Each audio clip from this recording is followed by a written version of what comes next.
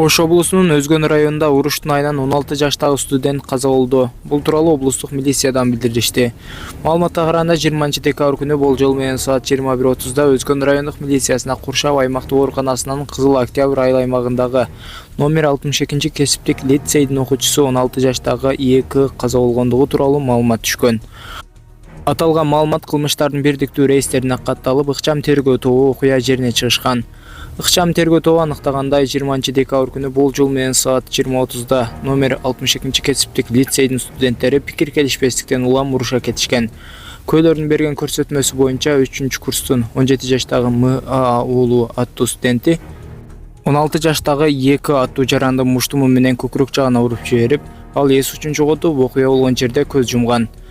Маркумдун денесине сырттан кароо жүргүзүлүп, анын өлүмүнүн себебин аныктоо максатында соттук медициналык экспертиза дайындалган.